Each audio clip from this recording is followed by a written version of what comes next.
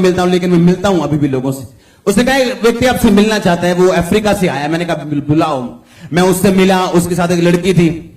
मैंने कहा क्या करना चाहते हो तुम? मैं ये करना चाहता हूं। अच्छा, मैं कहा आप करते हो एमबीए रहे हो, तो आप फिर ये वाला कोर्स तो एमबीए से बिल्कुल अलग है।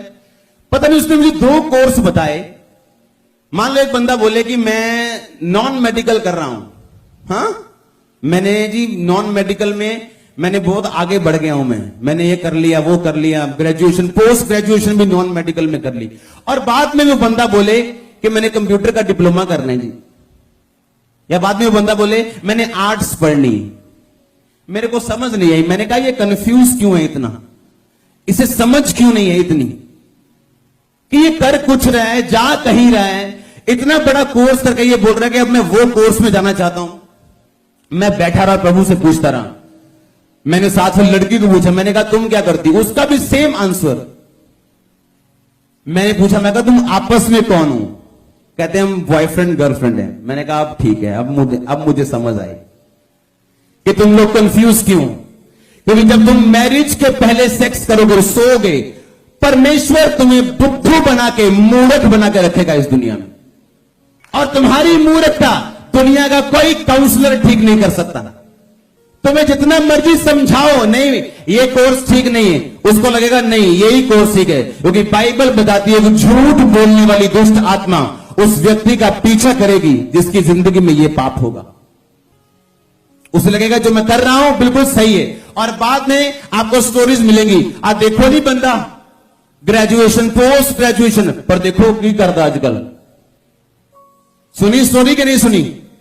हाँ, क्यों?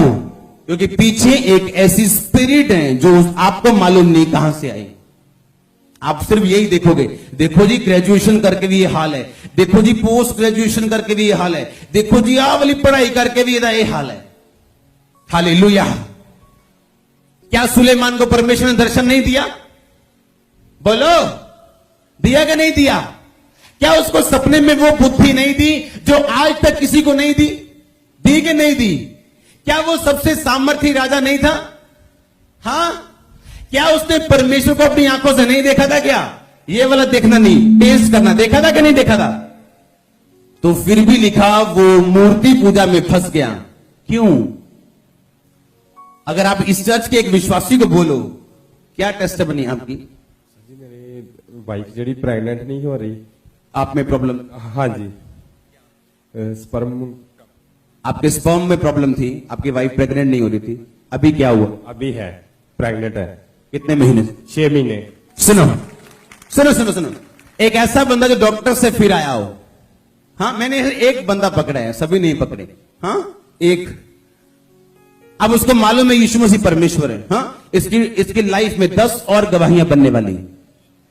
सुनो, जब बंदा खड़ा रहता तो एक टेस्टिमनी उसकी सिर्फ सीढ़ी है अगली टेस्टिमनी के लिए। सुनो, अगर मैं आज इसको बोलूं कि तू चल, तुझे बेबी तो हो गया, मैं लेकिन मैं चाहता हूं तुझे फाइनेंस भी मिले और चल तुम मेरे साथ एक फलाने बाबे के पास, क्या ये जाएगा? नहीं। कुछ भी हो जाए नहीं जाएगा। पर सुलेमान कैसे चला गया?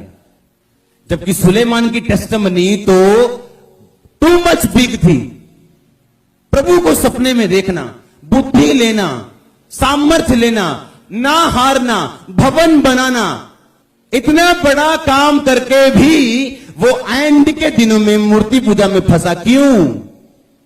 बाइबल बताती उसकी 700 वाइव्स थी जो अन्य जातियों में से थी।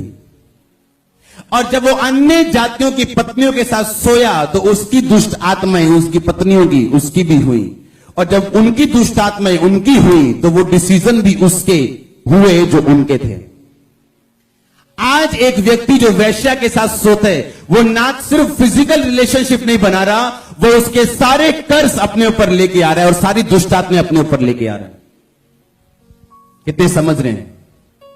ऐसा क्या हो गया सुलेमान को कि सब कुछ देख के भी वो बिगड़ गया?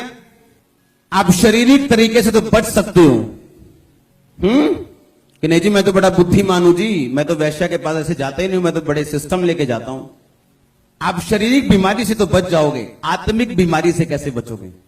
दुष्टात्मा से कैसे बचोगे? इसीलिए आप टूटे हुए और बेकार हो चुके हो। कितने मेरी बात को समझ रहे हैं? इसलिए हर वो व्यक्ति, पहला कुरिन्थिया 6 उसकी 9 उसकी 10 आयत में लिखा, ना वैश्यागामी, ना पर स्त्रीगामी, ना लुच्चे, ना मूर्ति पूजक, ना लोभी परमेश्वर के राज्य में प्रवेश करेंगे। ये लोग प्रवेश नहीं कर पाएंगे। ना वैश्यागामी, ना पर स्त्रीगामी, ना पुरुषगामी, ना गे, ना लेस्बियन, ये सब परमेश्वर के राज्य में प्रवेश नहीं कर पाएंगे। या तो आपका एनिमी आपको निकलेगा या आप उसको निकलोगे। डिपेंड ये करता है कि आप कितने तैयार हो अपनी लड़ाई को लड़ने के लिए कि आप उसे निकल सको। क्योंकि कोई भी सिविलियन बॉर्डर पे खड़ा नहीं हो सकता, एक फौजी खड़ा हो सकता है और फौजी की तैयारी करवाई जाती और ट्रेनिंग करवाई जाती ताकि वो खड़ा हो सके और जीत सके।